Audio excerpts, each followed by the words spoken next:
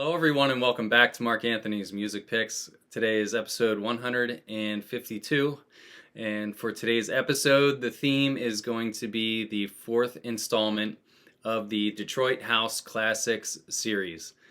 Now, I'll admit right up front that because I'm now in the fourth episode of this series, I'm starting to run out of just absolutely pure house music, so there's going to be some tech house and techno flavor mixed in there, but as most of you know, that Detroit sound tends to ambiguously bridge the gap between tech house and techno, and even have some like slight dub techno influences there kind of at all times. So I'm okay with keeping it as the Detroit House Classics series, at least by name. Before I get into that though, I want to cover a couple of things that are not really related. I wanted to talk about the last two items that I published. The first, if for any dub techno fans, if you missed it, I had Tim Humphrey co-host with me on my Mosaic review, where I reviewed 3 and Tim did 3. I think the concept of co-hosting is honestly the future of this channel. Honestly, I'm getting tired of just listening to myself talk, and I think it just adds a lot more fun and spice to it when I have somebody else to sort of like bounce off of, and also somebody bringing in different eras and different ideas to my episode. So today's episode is just going to be me, but in the future, I'm already trying to recruit other friendly co-hosts to come and do reviews with me. So that's where I'm trying to go in the future, because I just think it's going to be better for the channel in general. The other thing I wanted to talk about is for the progressive house fans that probably wouldn't be listening to a Detroit episode now that I mention it. But either way, I did my 16th video vinyl, number 16, for anybody that's really into the classic era of progressive house. I concentrated all the tracks from 01 to 04 because that's the dope period for progressive house. So I hope you really enjoy that. From a personal perspective, that is, in my opinion, one of the best recordings I've ever made. I had a chance to listen to it back on a long car ride this weekend, and I was just like, I love it. Now, one thing I will say about my recorded mixes since 2020 is when I started them in 2020, right during the kind of the heart of the pandemic. I didn't have the best recording setup. So I will reveal to you my secret setup, and it's this. It's a freaking iPhone with this special adapter that has the 3 rings instead of 2. If you look at a normal 1/8-inch adapter, it's only going to have 2 black rings.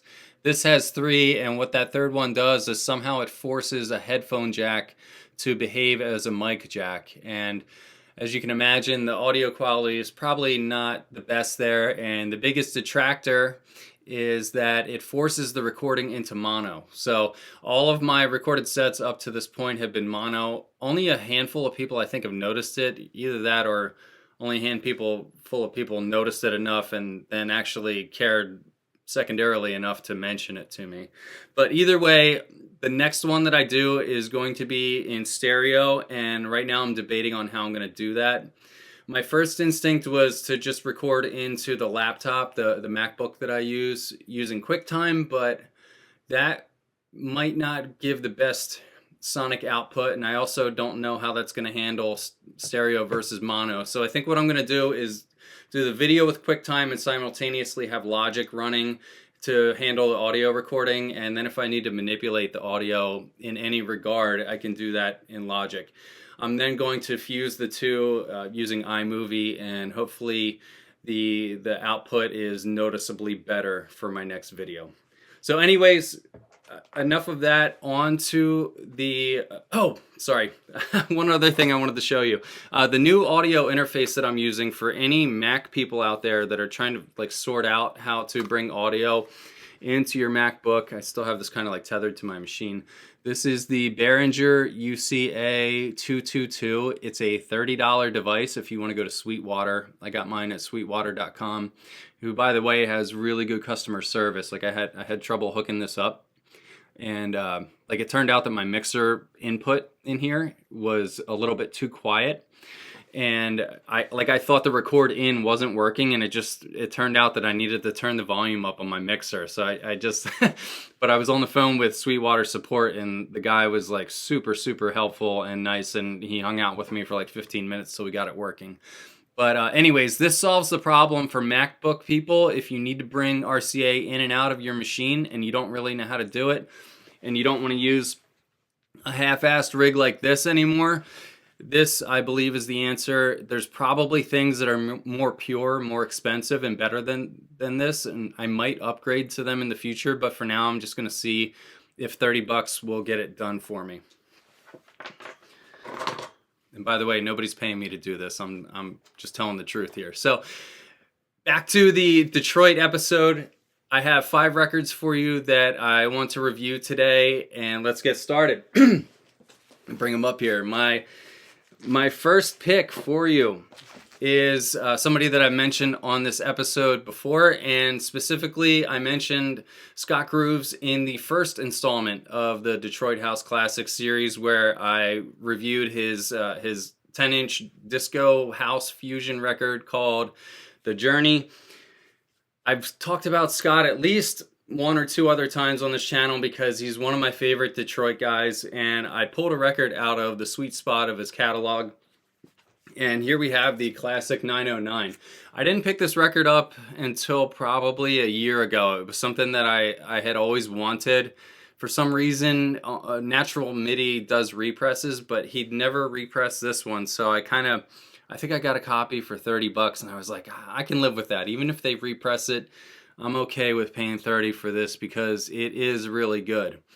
If you like cheery sounds, stick to the A side. The classic mix, I think, would make most house heads happy. And on the B side, the track that I'm featuring here is the Panther TR dub. Now, on first listen, the Panther TR dub, when the track starts, you might be maybe slightly underwhelmed. Not underwhelmed, but I think the first thing that crossed my mind is like, boy, that's really minimal. Like, you could tell that it's pure. There's a rawness to it, but the elements and the kick, like kind of like the sweepy, scratchy sounds and the kick, it's like, where I guess my thought is like, where's this track gonna go? Where's it gonna go from here? And if you stay patient, about halfway through the track, the answer is revealed to you. Scott brings in some really nice soothing chords, and as soon as those chords hit, I had a flashback to his other famous track. I think it's famous on his Natural MIDI label, which is called the Dub Delay 2. I'll put a picture of it there. Dub Delay 2 was actually brought to me initially by a Danny Howell's Winter Music Conference promo mix that he made, I believe, in 2009, and it was the opening track of his mix. And you always have to pay attention to the opening track in a Danny Howell's mix, because he always, they're clever. Like Danny never plays like a whack first track. It's always something to just get you really sucked in. So anyways, that was where I learned about Dub Delay 2, and this track I think could justifiably be called the cousin of that track. It's really interesting how, like I said, that raw Detroit minimalism that you could tell is just made on some like straight up old classic gear, how that juxtaposes with those nice soothing chords. It's something to behold.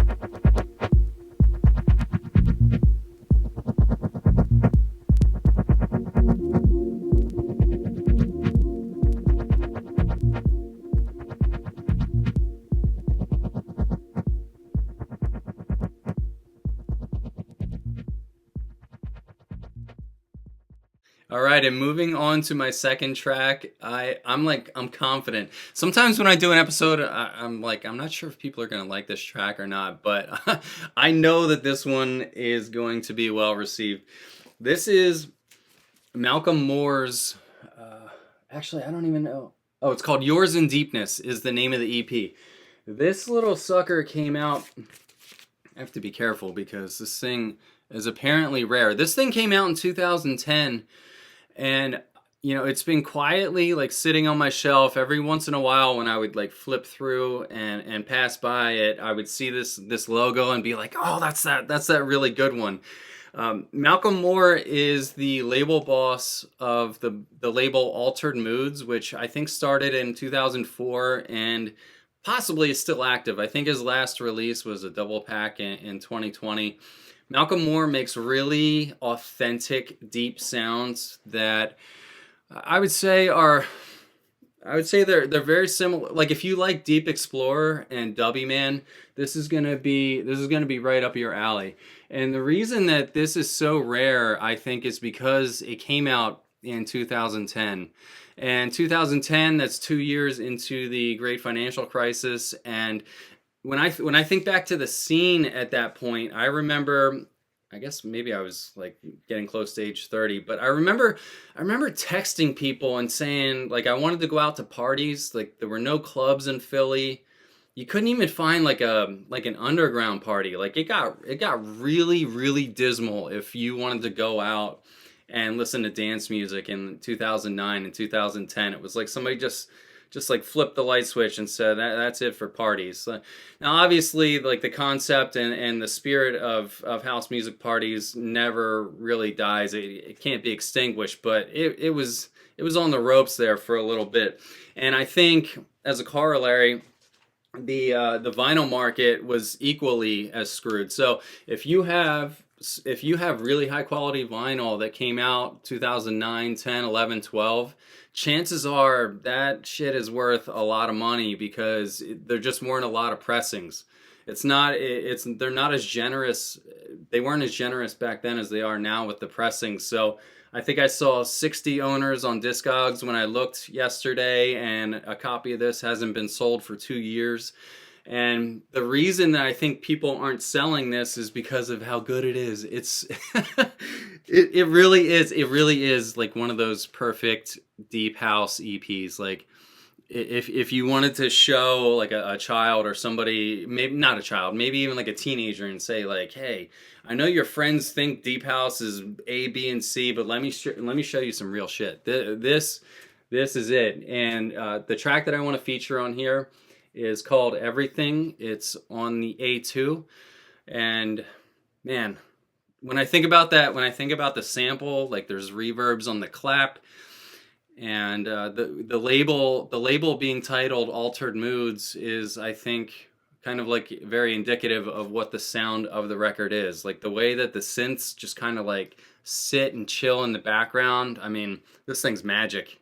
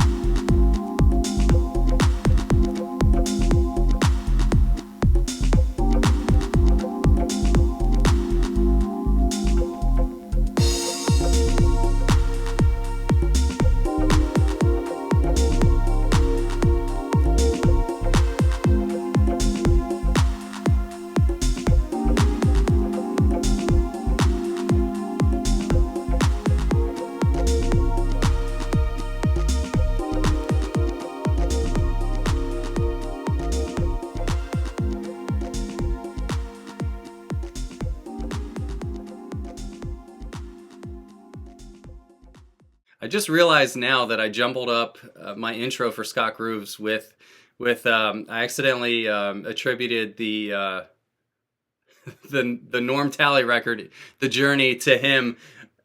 I think it's because Scott came back and remixed it with the orange version of the Journey later. He did a Panther dub, but I'm gonna keep rolling with it. You know, I don't want these episodes to be like super perfect. They're best effort, and I try to research as much as I can beforehand. So, anyways, let's see, what are we up to? The third record for this episode is one that I think is a super quiet banger that for some reason probably didn't get as much of its as attention as it should have. I think this record would totally rip a club to shreds, and this is Norm Talley's Analog Ecstasy. Now there is a sort of sibling to this track that was recently released on the Upstairs Asylum label. It's called Digital Ecstasy. Both feature, I think, a similar vocal sample where it sounds like a robot that is trying to talk, and it kind of can't because it's a robot. It kind of sounds like yo. I don't know what that is. It's kind of like, I think, a vocal with some robot effect on it, and maybe some kind of gate that chops it up. It's an interesting element, and when you lay that over top of what is, I guess, fundamentally, like, you know, I was talking about Detroit beats not necessarily fitting right into a category. This is a pretty good example of it. I mean, you could probably play this in a dub techno set and have it blend in, not as dub techno, but it would kind of like fit that vibe. I think you could play it in a late night tech house set. I mean, it's kind of slow for techno, but you could maybe just label it as techno. But all of the elements in here, like, to me, this is like the epitome of the Detroit sound. There's even a little like sprinkle of I think a girl whispering. So it's one of those things where you listen to the record and you're like, oh, I noticed that detail. Oh, I never noticed that one before, but that's really good too.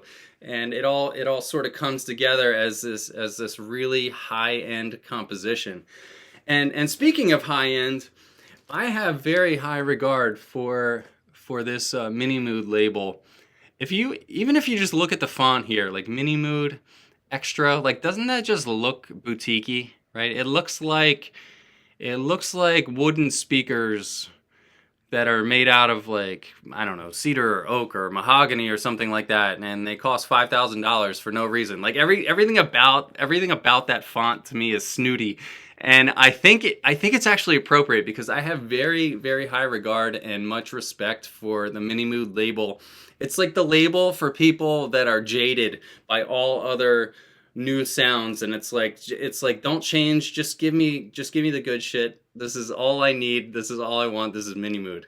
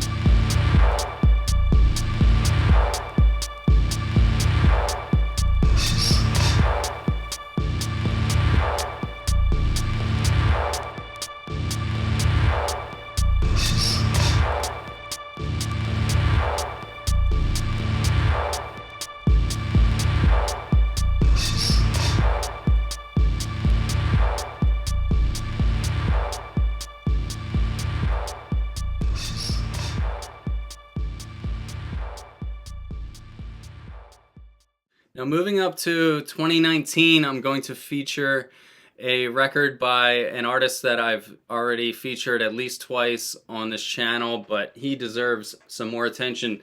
Now, I'm featuring Alex Albrecht. Now, Alex is not a Detroit person, and he's actually not the focus of this episode, but I want to give him a shout out. This is his, oh man, I'm going to butcher this, Melquiades. It sounds like a Hispanic word. I'm gonna say Melquiades. Maybe it's with an accent.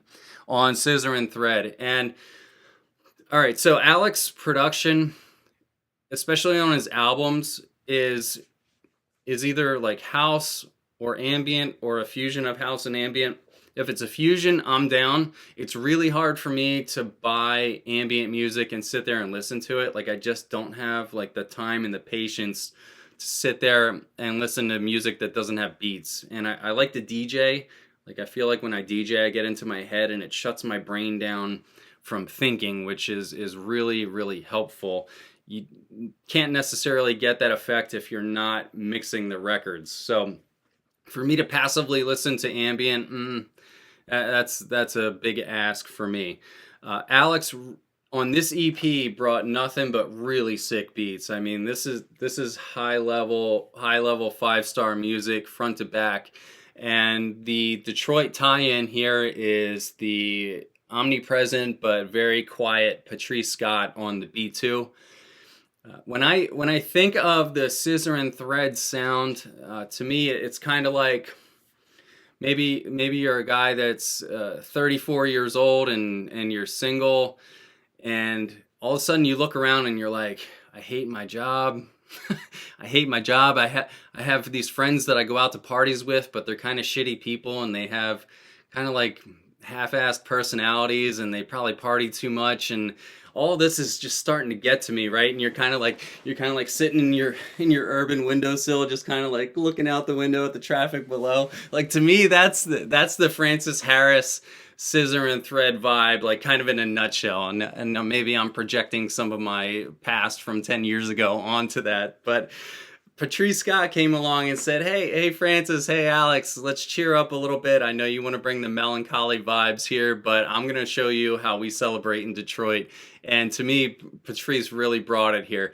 You'll notice the difference between Patrice's version of the B1 track, which I don't even know the name of it off the top of my head, but Patrice basically he somehow kept the theme of the original intact, but brought it up into this happier, cheerier space. So you get out of like the really nice melancholy Frank and Tony vibe up into the happy place.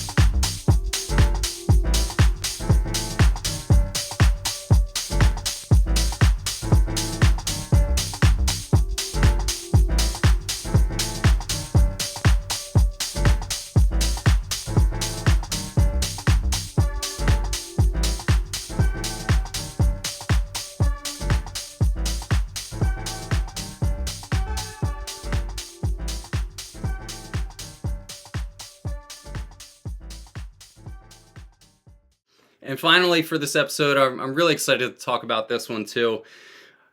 Detroit producer Gary Martin in 1996 released a track called Interview with an Alien, and it was on his label that's called something like Technotica or something like that. Now, any record that comes out in 1996, 97, to me, that's like a bad spot. I'm like, oh man, this is probably going to suck before I even listen to it. But of course, you cannot paint with a brush that's that broad. There's always good tracks in every year of dance music as far back as you can go. You just have to be willing to sift through and recognize that some eras are inherently better than others. So Gary does this track called Interview with an Alien, which to me it's an example of how songs were so much more thoughtful and thematic back in the day as compared to now. There's a concept in the track that plays out, which I think is brilliant. It might be taken from like a B-list sci-fi movie, or it could be completely original. I don't know, but the concept is you have this 1950s scientist that has figured out a way to communicate with an alien. So you have this kind of like 1950s hokey scientist, kind of like almost like a cliche of like a 1950s white guy voice, where he's like, rah, rah. Everything he says is like overly formal and very well pronounced. It's kind of like I can't even believe people used to talk like that, but I know they actually used to talk like that. And then on the flip side of that, you have the alien answering almost through a computer, and they're talking about death and the nature of the universe and reality. And this plays out over 8 or 9 minutes. And I'm like sold on the track right from the beginning. Like, I love the intro, I love the beats. It's just sick bass lines. And what really takes it into the next level is with the strings that come in maybe in the last 3 minutes. For the sample that I got for you here, I tried to capture the scientist talking to the alien because I thought that was arguably the most interesting part of the track. But if you like that part, maybe listen to the whole record and see if you also like the strings at the end. But this is a monster. This was released on Gary's 313 reissue label, which basically is Gary reissuing his songs from the past, like I said, on that Technotica label.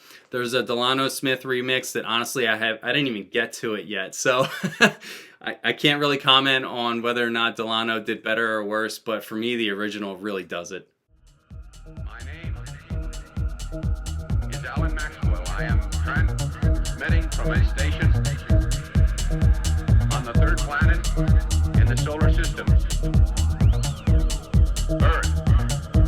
Are you receiving dimensional image? I am scanning the microwaves coming from somewhere beyond the constellation of Pegasus.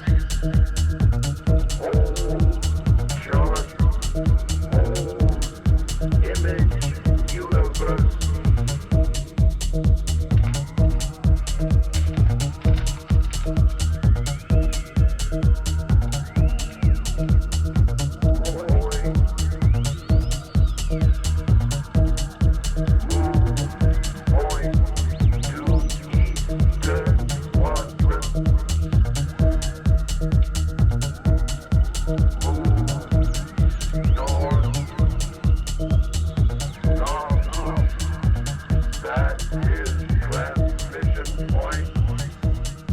The Great Spiral Andromeda. Transmission northwest quadrant, star system with 3-1 satellite. All right, that's all for my Detroit House Classics Volume 4 episode. I hope you enjoyed this. Please comment down below and let me know your thoughts. Always glad to have you as a viewer. Thank you and take care.